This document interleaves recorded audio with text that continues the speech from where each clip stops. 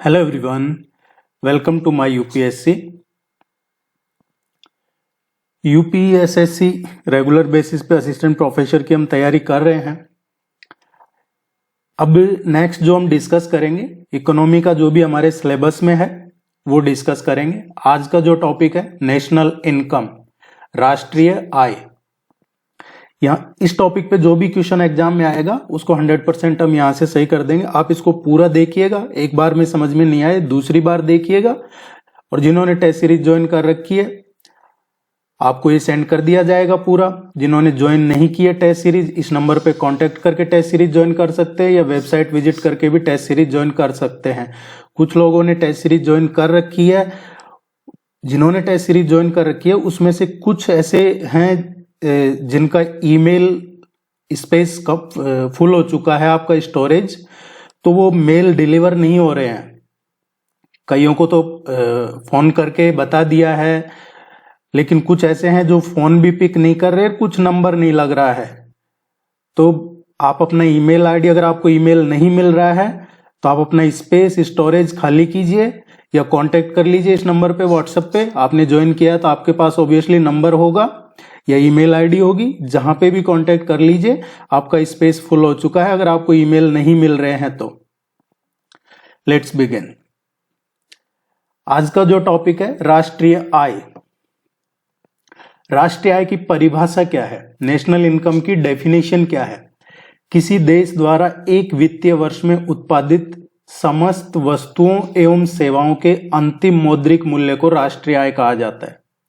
किसी भी देश में जो एक वित्तीय वर्ष है, एक वित्तीय वर्ष में उत्पादित जो समस्त वस्तु और सेवाएं हैं उनका जो अंतिम मौद्रिक मूल्य है उसको राष्ट्रीय आय कहा जाता है। राष्ट्रीय आय में एक देश के निवासियों द्वारा घरेलू सीमा में या इसके बाहर उत्पादित की गई वस्तुओं एवं सेवाओं के अंतिम मूल्य को सम्मिलित किया जाता है। इसमें विदेशों से जो इनकम प्राप्त होती है उसको भी सम्मिलित किया जाता है। ये एक जनरल डेफिनेशन है नेशनल इनकम की। पीगू क्या कहता है, पीगू के अकॉर्डिंग राष्ट्रीय आय की परिभाषा क्या है।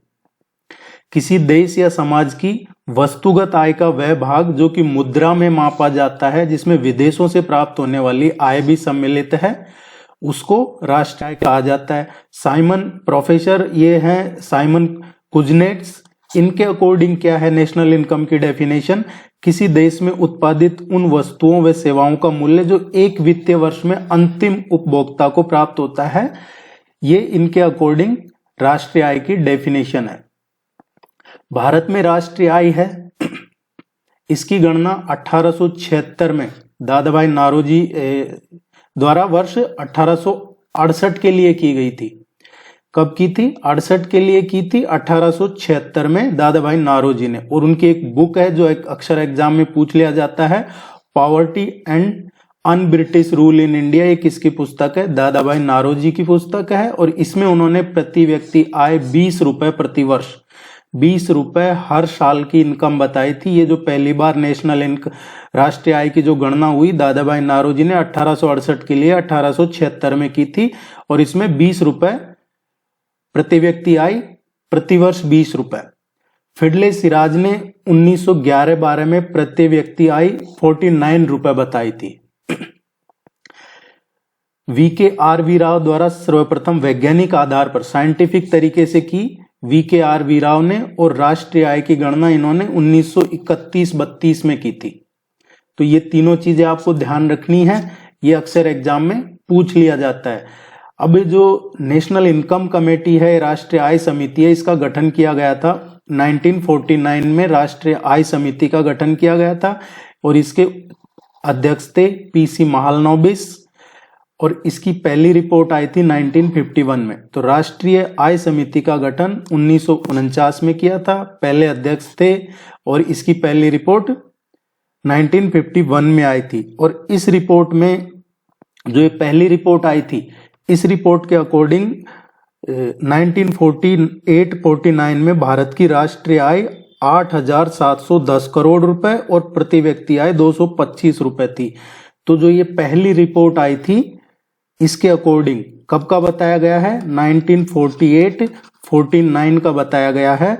इसमें पूरे देश की जो राष्ट्रीय आय थी वो थी 8,710 ये करोड़ रुपए, और जो पर कैपिटा इनकम है, प्रति व्यक्ति आय है, ये 225 रुपए बताई गई थी।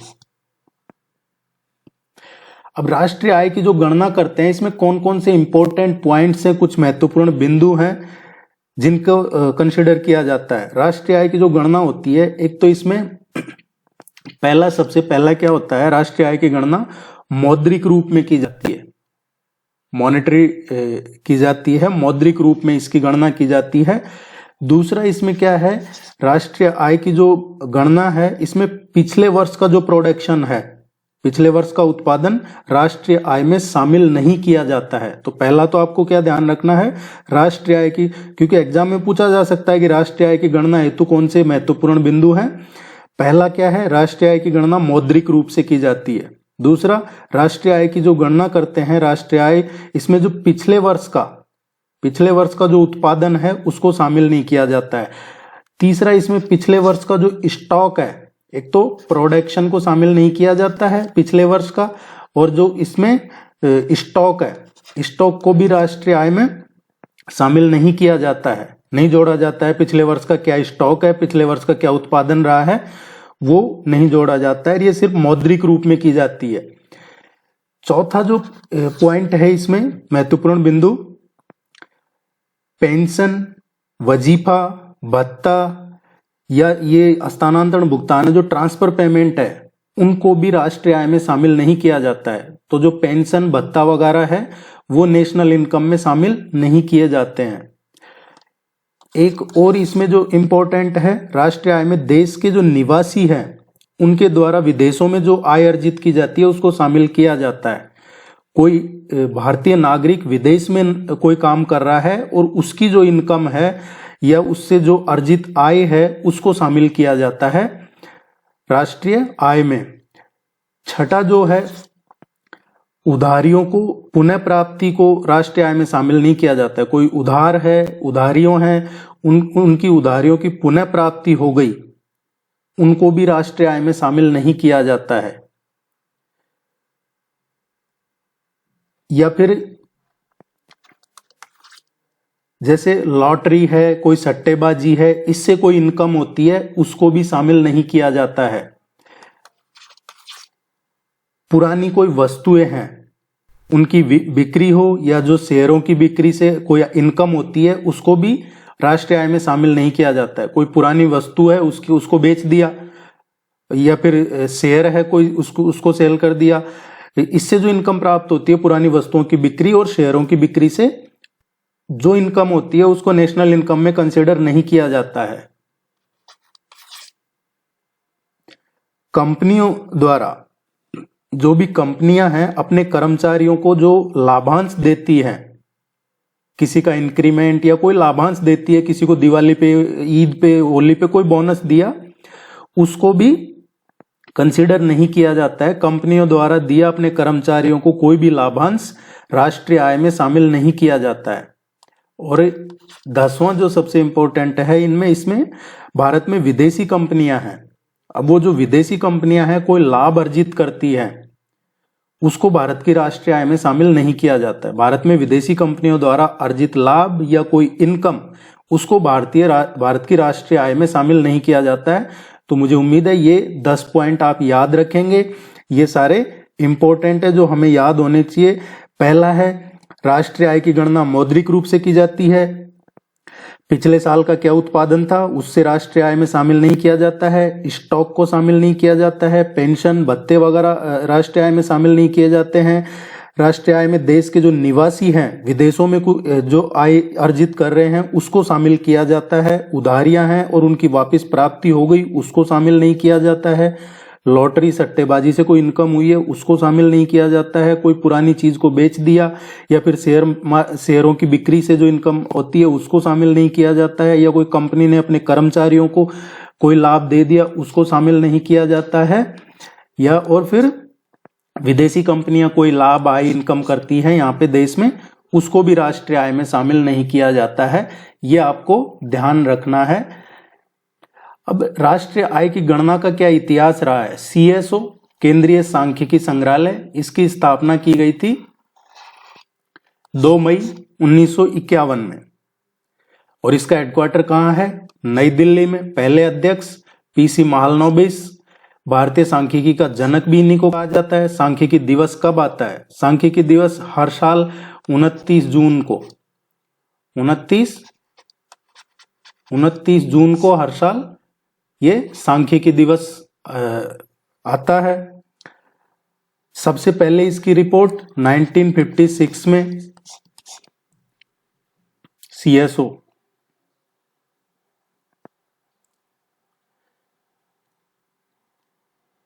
इसमें एक और जो इंपॉर्टेंट चीज ध्यान रखनी है, 23 मई 2019 को, कब? 23 मई 2019 को सीएसओ और एनएसओ दोनों को मिला के एनएसओ कर दिया है। जो सीएसओ है ये केंद्रीय सांख्यिकी कार्यालय और राष्ट्रीय सांख्यिकी कार्यालय, तो सीएसओ को अब सीएसओ नहीं है, एनएसओ को ये एनएसओ हो गया है। अब ये कब किया है? जैसे पहले प्लानिंग कमीशन हुआ करता था, फिर 2015 में नीति आयोग हो गया, योजना आयोग का नीति आयोग। उसी तरह जो सीएसओ था, अब ये सीएसओ नहीं है, ये राष्ट्रीय सांख्यिकी कार्यालय है, एनएसओ। अभी प्रेजेंट में जो राष्ट्रीय आय है, जो नेशनल इनकम है, वो कौन जारी करता है? एनएसओ, राष्ट्रीय सांख्यिकी कार्यालय एनएसओ जारी करता है और इसका क्रियान्वयन करता है इसका जो मंत्रालय है वो। इसमें बेस ईयर, देखिए आने वाले टाइम में ये इंपॉर्टेंट होगा क्योंकि ये भी अब चेंज होने की बात चल रही है। बेस ईयर क्या होता है? आधार वर्ष। आधार वर्ष से तात्पर्य क्या होता है? ये उस वर्ष से है जिसकी कीमतों को आधार मान के राष्ट्रीय आय की गणना की जाती है। जब हम नेशनल इनकम कैलकुलेट करते हैं तो बेस मान के जिसे कैलकुलेट करते हैं वो होता है बेस ईयर, आधार वर्ष। पहले हुआ करता था 2004-05, लेकिन 1 जनवरी 2015 को इसको चेंज कर दिया गया है और पहले 2004-05 था, उसको बदल के और 2011-12 कर दिया है। बेस ईयर अभी प्रेजेंट में जब हम ये डिस्कस कर रहे हैं तो अभी 2011-12 है, लेकिन अब इसको भी चेंज करने की प्रक्रिया में है ये, और ये 2022-23 करने का चल रहा है, अभी नहीं हुआ है। जैसे ही होगा आप चैनल से जुड़े रहिए, आपको अपडेट कर दिया जाएगा और आप भी करंट अफेयर्स पढ़ते रहिएगा। यहाँ पे भी आपको रेगुलर बेसिस पे करवाया जाता है। वीडियो को लाइक जरूर कर दीजिए। चैनल को सब्सक्राइब नहीं कर रखा है तो सब्सक्राइब कर दीजिए। आप में से बहुत से लोग वीडियो देख के बिना कोई चैनल को सब्सक्राइब किए या वीडियो को लाइक किए ही चले जाते हैं, तो ये आपसे रिक्वेस्ट है, प्लीज वीडियो को लाइक कीजिए, चैनल को सब्सक्राइब जरूर कीजिए। आधार वर्ष को चेंज करने का ये सब फैसला कौन लेता है? एनएसओ, जो नेशनल स्टैटिस्टिकल ऑफिस है, ये ही फैसले लेता है इसको चेंज करने के, एनएसओ। करंट ईयर, प्रचलित वर्ष या चालू वर्ष। अभी करंट ईयर की बात करें, वर्तमान वर्ष कीमतों पर जब राष्ट्रीय आय की गणना की जाती है तो उसे प्रचलित वर्ष या चालू वर्ष कहते हैं। एक तो हो गया बेस ईयर जो अभी 11-12 है, और करंट ईयर मतलब जो वर्तमान वर्ष है उसकी बात कर रहे हैं। अगर करंट ईयर पे नेशनल इनकम की गणना की जाती है तो उसको करंट ईयर कहा जाता है। वित्तीय वर्ष क्या है? जब राष्ट्रीय आय की गणना एक निश्चित अवधि के लिए की जाती है, जैसे 1 साल के लिए की जाती है तो निश्चित अवधि हो गई, 1 साल के लिए की जाती है। अब भारत में 1 अप्रैल से 31 मार्च की जो अवधि है वो फाइनेंशियल ईयर है। 1 अप्रैल से और 31 मार्च की जो अवधि है उसे वित्तीय वर्ष कहा जाता है। अब सबसे इंपॉर्टेंट टॉपिक्स अब हम डिस्कस करने जा रहे हैं। राष्ट्रीय आय के मापन हेतु विधियां, जो नेशनल इनकम मेजर करते हैं उसकी कौन कौन से मेथड हैं। नेशनल इनकम कैलकुलेट करने के 3 मेथड हैं और ये 3 मेथड प्रोफेसर साइमन कुजनेट्स ने दिए हैं। राष्ट्रीय आय को मेजर करने की 3 विधियां। पहला है उत्पाद विधि, एक एक करके हम इनको डिस्कस करेंगे। उत्पाद विधि क्या है? Production method. आय विधि क्या है? ये है इनकम मेथड। और व्यय विधि क्या है? जो एक्सपेंस हो गया, जो एक्सपेंडिचर है, एक्सपेंसेस का मेथड है। ये 3 मेथड है। पहला उत्पादन, फिर उससे इनकम और फिर खर्चा। ये 3 जरूर ध्यान रखिएगा। अब इसमें क्या है, तीनों विधियों से जो राष्ट्रीय आय का मान है वो समान रहता है। आप किसी भी मेथड से नेशनल इनकम इन तीनों में से मेजर कर लीजिए, इक्वल आता है। तो ये ध्यान रखना है। उत्पादन विधि से कीजिए, आय की विधि से कीजिए या व्यय की विधि से कीजिए, तीनों विधियों से राष्ट्रीय आय का मान समान ही रहता है। जैसे कुल राष्ट्रीय उत्पादन है, कुल राष्ट्रीय उत्पादन है, उसकी बात करें टोटल नेशनल प्रोडक्ट, तो टोटल नेशनल प्रोडक्ट है वो कितना होगा? टोटल नेशनल इनकम और उसमें से एक्सपेंसेस। टोटल नेशनल प्रोडक्ट की बात करें तो वो क्या हो जाता है? टोटल नेशनल इनकम और इनकम में से फिर जो टोटल एक्सपेंसेज हैं। कुल राष्ट्रीय आय में से कुल राष्ट्रीय व्यय, ये होता है कुल राष्ट्रीय उत्पादन। पहला मेथड देखते हैं हम, प्रोडक्शन मेथड। नेशनल इनकम को मेजर करने का, राष्ट्रीय आय को मापने के लिए जो 3 मेथड है उनमें से पहला है प्रोडक्शन। इसको कई बार आपसे उत्पाद विधि के नाम से नहीं पूछा जाता, मूल्यवर्धित विधि के नाम से भी पूछ लिया जाता है। तो ये ध्यान रखना है आपको, उत्पाद विधि और मूल्यवर्धित विधि दोनों एक ही है। और इस विधि के अनुसार क्या होता है, एक वित्तीय वर्ष में उत्पादित वस्तुओं व सेवाओं का जो अंतिम मूल्य है उसका मौद्रिक योग राष्ट्रीय आय कहलाता है। प्रोडक्शन मेथड को मूल्यवर्धित विधि भी कहते हैं। इस विधि के अनुसार एक वित्तीय वर्ष में उत्पादित वस्तुओं एवं सेवाओं के अंतिम मूल्य का मौद्रिक योग ही राष्ट्रीय आय कहलाता है। और इसको फॉर्मूले से समझेंगे हम। इसमें राष्ट्रीय आय की गणना हेतु उत्पादित अंतिम उपभोग्य वस्तुओं एवं सेवाओं की एक विस्तृत सूची तैयार की जाती है और उनकी मात्रा व कीमत को गुणा करते हुए उत्पादन का मूल्य ज्ञात किया जाता है। और ऐसा क्यों किया जाता है? राष्ट्रीय आय की गणना हेतु क्या करते हैं, जो उत्पादित अंतिम उपभोग्य वस्तुएं एवं सेवाओं की एक विस्तृत सूची तैयार की जाती है, उनकी क्या मात्रा है और उनकी कीमत, उसको गुणा करते हुए उत्पादन का मूल्य ज्ञात किया जाता है। और ये ऐसा इसीलिए किया जाता है ताकि जो वैल्यू एडेड मेथड है उसका प्रयोग किया जाता है। कौन सा? वैल्यू एडेड मेथड है उसका प्रयोग किया जाता है इसको कैलकुलेट करने में, मूल्यवर्धित विधि को। और वही पढ़ रहे हैं हम, वैल्यू एडेड मेथड, मूल्यवर्धित विधि। इसका यूज करने से क्या होता है, जो दोहरी गणना है, दोहरी गणना से बचने के लिए हम इस मेथड को यूज करते हैं। अगर आपसे पूछा जाए दोहरी गणना से बचने के लिए कौन सा मेथड यूज किया जाता है, तो वैल्यू एडेड मेथड का प्रयोग किया जाता है, मूल्यवर्धित विधि का प्रयोग किया जाता है, या जो पढ़ रहे हैं हम प्रोडक्शन मेथड, इसका यूज किया जाता है।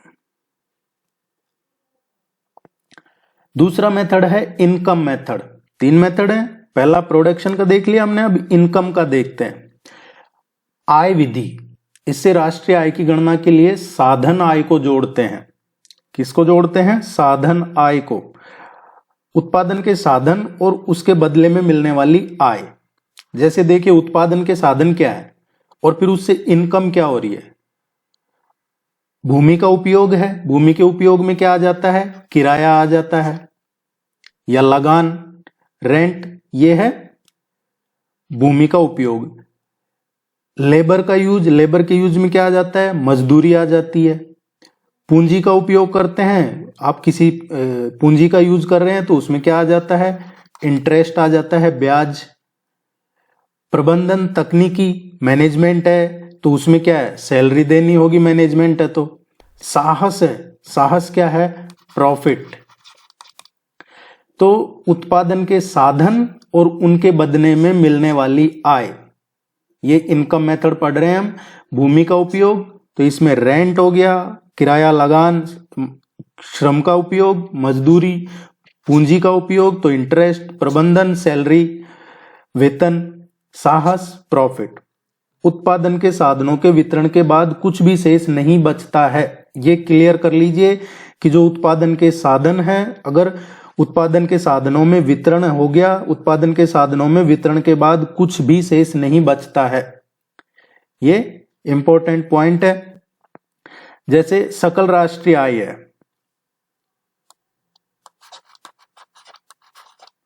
सकल राष्ट्रीय आय है, और ये क्या है, ये देख रहे हैं हम फैक्टर कॉस्ट पे। ये होता है इसमें सकल लागत, उसके बाद में सकल मजदूरी जो देखा हमने, दूसरा इसके बाद में तीसरा क्या आ जाता है, इंटरेस्ट, सकल ब्याज, चौथा वेतन आ जाता है, सैलरीज, सकल वेतन, फिर इसके बाद में प्रॉफिट, और इसमें जोड़ देते हैं हम फिर डिप्रेशिएशन, मूल्यह्रास।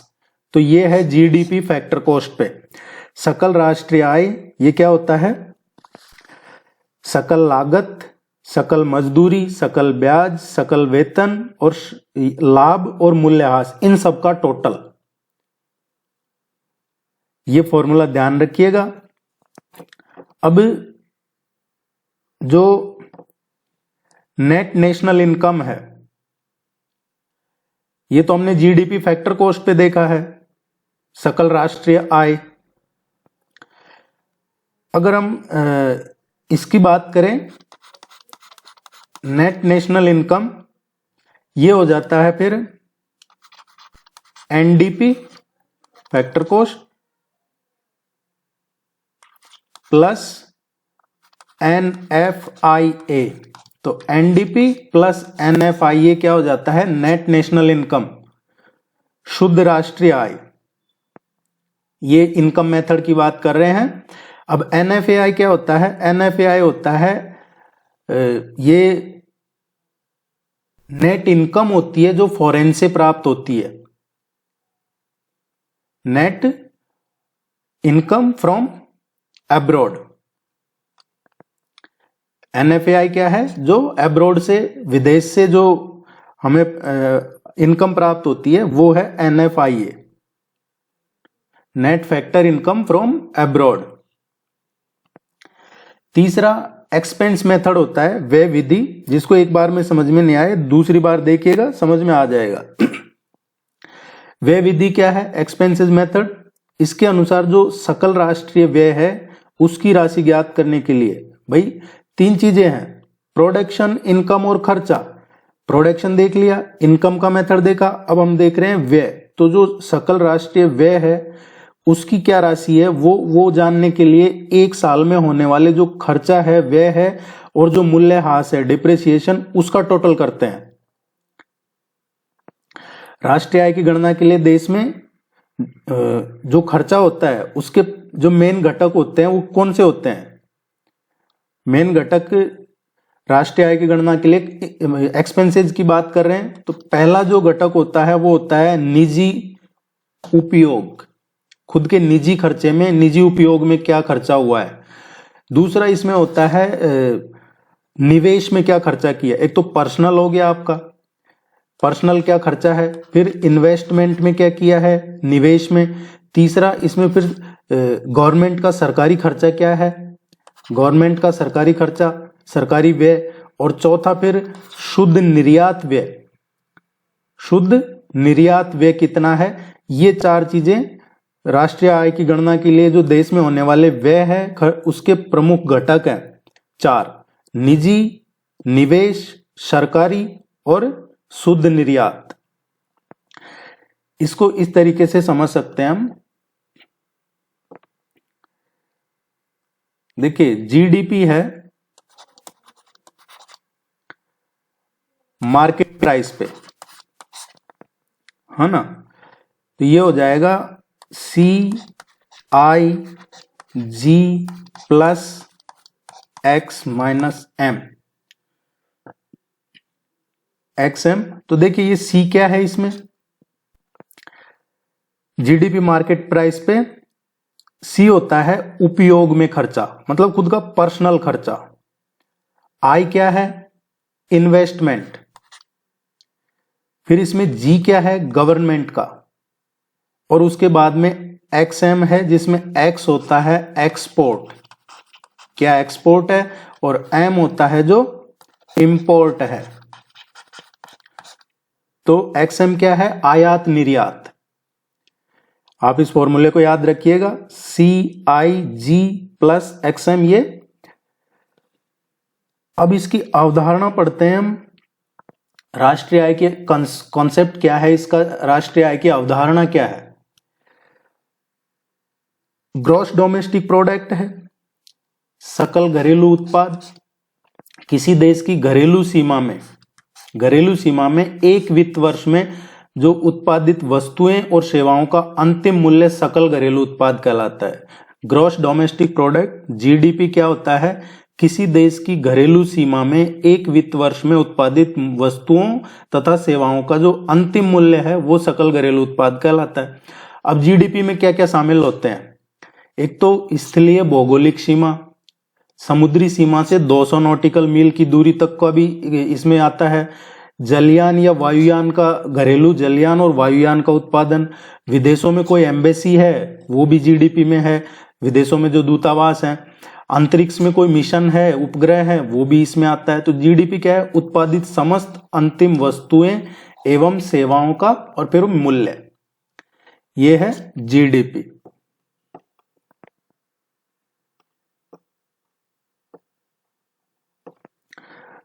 नेक्स्ट आ जाता है, अब हम इसके कॉन्सेप्ट पढ़ रहे हैं। पहला तो जीडीपी, दूसरा जीएनपी। जीएनपी क्या है, gross national product. Gross national product सकल राष्ट्रीय उत्पाद। सकल राष्ट्रीय उत्पाद क्या होता है, वित्त वर्ष की अवधि में एक देश के सामान्य निवासी द्वारा देश की घरेलू सीमा के अंदर या बाहर उत्पादित अंतिम वस्तुएं एवं सेवाओं के सकल मूल्य से है। जीएनपी में देश के नागरिक की बात हो रही है, देश का कोई भी सामान्य नागरिक द्वारा देश की घरेलू सीमा के अंदर या बाहर जो उत्पादित अंतिम वस्तुएं एवं सेवाएं हैं उनका जो सकल मूल्य है, ग्रॉस वैल्यू, ये ग्रॉस नेशनल प्रोडक्ट होता है, जीएनपी। सकल घरेलू उत्पाद जीडीपी में से विदेशियों द्वारा देश में जो अर्जित किया है, सकल घरेलू उत्पाद में से विदेशियों द्वारा देश में अर्जित आय को घटा दिया जाए तथा देश के नागरिकों द्वारा विदेशों से जो अर्जित आय है उसको जोड़ दिया जाए तो सकल राष्ट्रीय उत्पाद प्राप्त किया जा सकता है। आप इसको अच्छे से समझिए। सकल घरेलू उत्पाद में से विदेशियों द्वारा, जो विदेशी हैं उनके द्वारा देश में अर्जित आय को घटा के और देश के जो नागरिक हैं उनके द्वारा विदेशों में जो अर्जित आय है उसको जोड़ दिया जाए तो ये आ जाता है हमारे पास सकल राष्ट्रीय उत्पाद, जिसको जीएनपी कहते हैं। जीएनपी मतलब जो हमारे नागरिक बाहर रह रहे हैं और जो विदेशी यहां रह रहे हैं उनकी बात हो रही है। जीएनपी है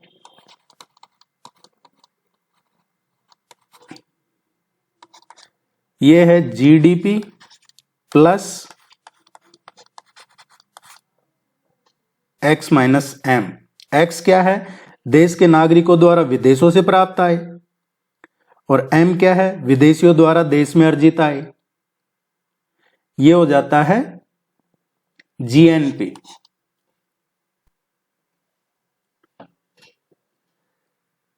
इसके अलावा हम एक इस तरीके से भी कर सकते हैं इसको, जीएनपी को जीडीपी प्लस जो अभी हमने डिस्कस किया था एनएफआईए, विदेशों से प्राप्त शुद्ध आय। विदेशों से प्राप्त शुद्ध आय। एनएफआईए नेगेटिव होता है, अगर नेगेटिव होता है, नेगेटिव कब होगा, इसकी वैल्यू ज्यादा होगी तो नेगेटिव होगा और इसकी वैल्यू ज्यादा होगी एक्स की तो नहीं होगा। तो जब ये नेगेटिव होता है तो जीएनपी जीडीपी की तुलना में कम होगा। अगर ये नेगेटिव होगा तो ये जीएनपी है जो जीडीपी से कम होगा।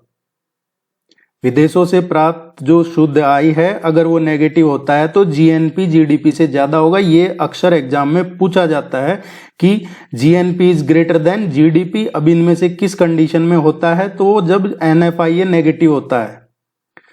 एक पूछ लिया जाता है क्लोज इकोनॉमी का, बंद अर्थव्यवस्था। बंद अर्थव्यवस्था क्या होती है, जब एक्सएम है ये जीरो हो, ना किसी से लेना ना किसी से देना, ना इंपोर्ट करना ना एक्सपोर्ट करना, उस कंडीशन में सकल राष्ट्रीय उत्पाद और सकल घरेलू उत्पाद बराबर होता है, क्योंकि इसकी वैल्यू 0 हो जाती है। जब इसकी वैल्यू 0 हो जाती है तो जीएनपी और जीडीपी इक्वल होते हैं।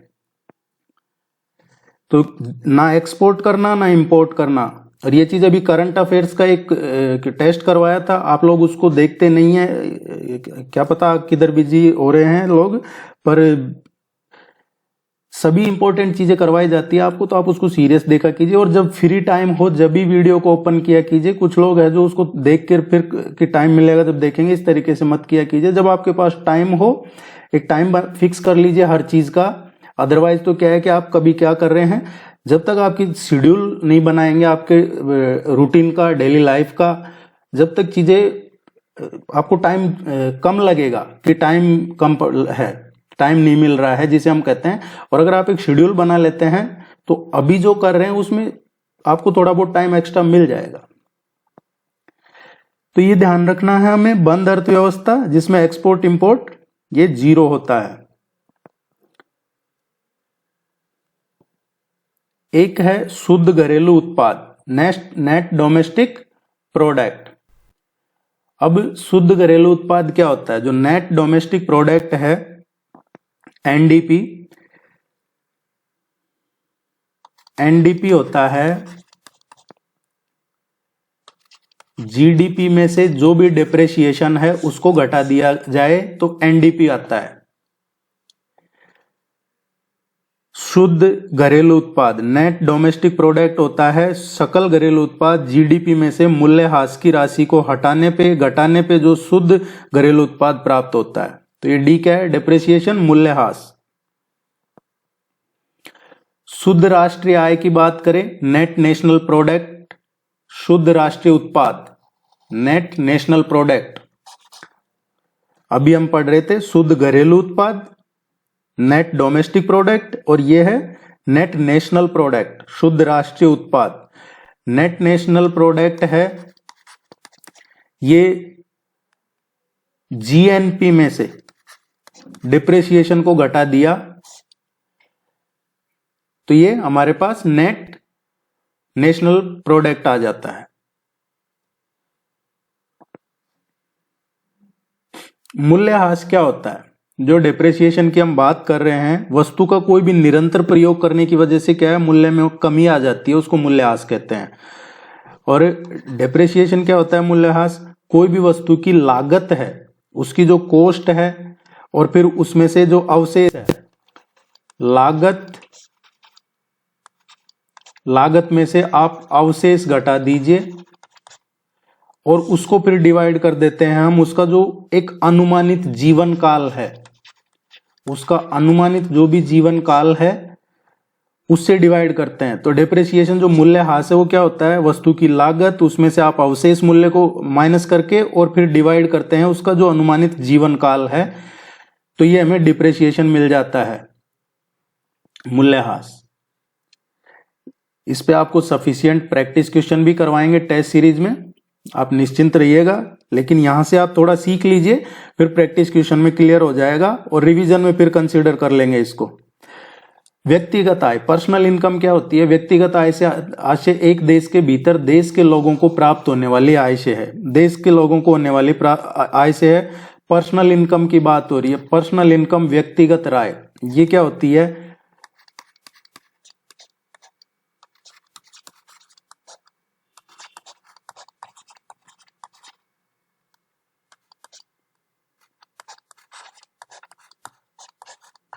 ये होती है पर्सनल आय। व्यक्तिगत आय होती है नेशनल इनकम में से घटाते हैं हम यूसीपी। यूसीपी क्या होता है? जो अभी डिस्ट्रीब्यूट नहीं किया, अनडिस्ट्रीब्यूटेड कॉर्पोरेट टैक्स।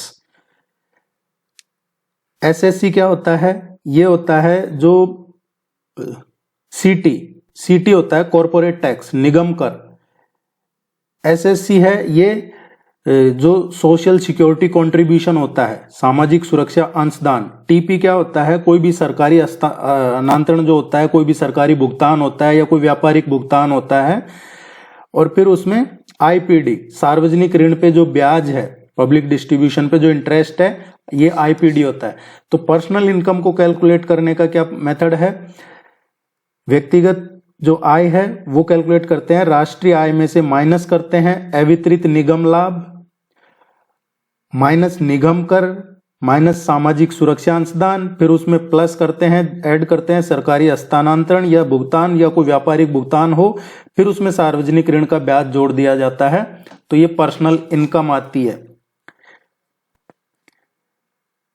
अब व्यय योग्य व्यक्तिगत आय, डिस्पोजेबल पर्सनल इनकम क्या होती है? व्यय योग्य व्यक्तिगत जो व्यक्तिगत आय होती है, ये व्यक्तिगत जो आय है, अभी हमने पढ़ा व्यक्तिगत आय, पर्सनल इनकम।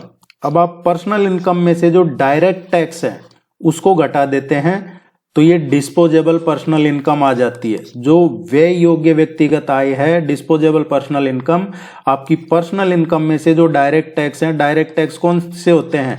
इनकम टैक्स हो गया, कॉर्पोरेट टैक्स हो गया, ये डायरेक्ट टैक्स है। इनकम टैक्स डायरेक्ट टैक्स है। इस तरीके की, या कोई आपकी प्रॉपर्टी पे टैक्स है, पर्सनल प्रॉपर्टी पे, तो वो भी डायरेक्ट टैक्स है। तो पर्सनल इनकम में से डायरेक्ट टैक्स घटा दिया जाए तो व्यय योग्य व्यक्तिगत आय आ जाती है। प्रति व्यक्ति आय, पर कैपिटा इनकम क्या होती है? पर कैपिटा इनकम है प्रति व्यक्ति आय प्राप्त करने हेतु राष्ट्रीय आय को देश की कुल जनसंख्या से विभाजित किया जाता है। तो पर कैपिटा इनकम कैसे निकाली जाती है? टोटल नेशनल इनकम और उसमें देश की जो टोटल पॉपुलेशन है उससे जोड़ दिया, डिवाइड किया जाता है, तो पर कैपिटा इनकम आ जाती है। ये इंपॉर्टेंट है, जरूर ध्यान रखिएगा। पर कैपिटा इनकम राष्ट्रीय आय और उसको डिवाइड किया जाता है कुल जनसंख्या से।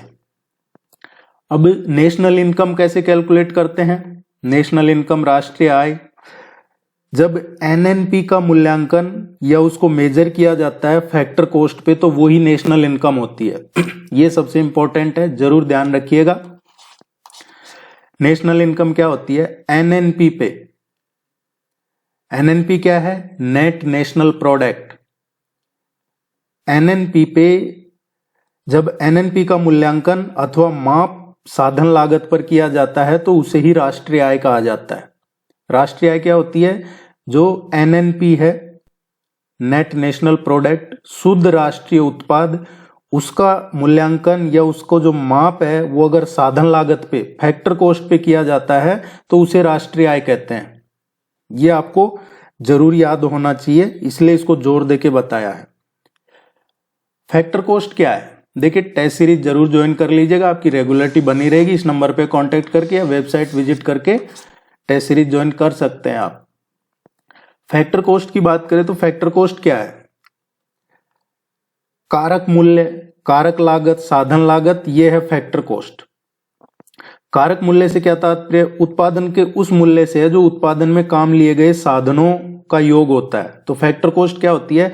आपने कोई भी काम किया, अब उसमें क्या कीमत आई है उसका, कोई प्रोडक्शन किया है, उसके प्रोडक्शन में, काम में जो भी साधन संसाधन आपने यूज में लिए हैं उनका टोटल करते हैं, तो फैक्टर कॉस्ट होती है। अब एक तरीका है फैक्टर कॉस्ट का, वो है मार्केट प्राइस। इसमें से आप इनडायरेक्ट टैक्स, इनडायरेक्ट जो टैक्सेज हैं ये माइनस करके और इसमें जो सब्सिडी है वो जोड़ देते हैं, तो फैक्टर कॉस्ट आ जाती है। मार्केट प्राइस में से इनडायरेक्ट टैक्स घटाने हैं आपको और फिर सब्सिडी को ऐड करना है, ये फैक्टर कॉस्ट होती है। शुद्ध राष्ट्रीय उत्पाद कारक लागत पर अगर निकालें हम, जो शुद्ध राष्ट्रीय उत्पाद है, net national product, factor cost पे, तो ये कैसे आएगा? इसमें भी जो मार्केट प्राइस है, net national product market price पे, और इसमें से आप इनडायरेक्ट टैक्सेस को घटा के और सब्सिडी ऐड कर देते हैं, तो आपका नेट नेशनल प्रोडक्ट जो है फैक्टर कॉस्ट पे निकल जाता है। कारक लागत पे शुद्ध राष्ट्रीय उत्पाद ही राष्ट्रीय आय कहलाती है, अभी हमने पढ़ा। फैक्टर कॉस्ट पे जो शुद्ध राष्ट्रीय उत्पाद होता है वो ही राष्ट्रीय आय कहलाती है। तो नेशनल इनकम क्या हो गया? नेशनल इनकम हो गया ये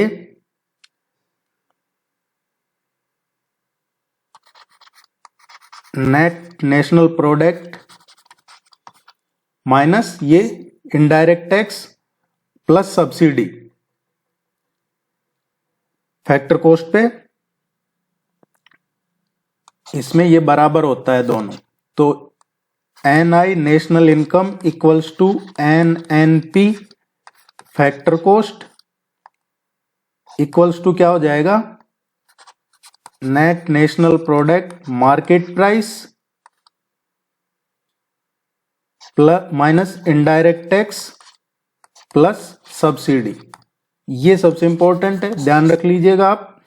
मार्केट प्राइस क्या है, मार्केट प्राइस बाजार मूल्य जिस पे वस्तु खरीदी जाती है बेची जाती है उसको बाजार मूल्य कहते हैं, और मार्केट प्राइस है उसको सब्सिडी वगैरह इफेक्ट करते हैं। जो भी मार्केट प्राइस होती है उसको सब्सिडी प्रभावित करते हैं। तो ये था आज का नेशनल इनकम। इसको आप एक बार देखिए, 2 बार देखिए, आपको अच्छे से क्लियर हो जाएगा। और इस पे फिर हम प्रैक्टिस टेस्ट करेंगे, सेपरेट इकोनॉमी का जो प्रैक्टिस टेस्ट होगा उसमें भी नेशनल इनकम के क्वेश्चन हम जो पॉसिबल है हमारे एग्जाम को लेके असिस्टेंट प्रोफेसर को वो कंसीडर करेंगे।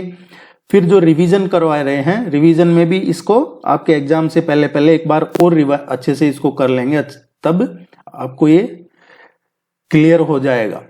आप वीडियो को लाइक कीजिएगा, चैनल को सब्सक्राइब कर लीजिए। All the very best, good luck, thank you very much.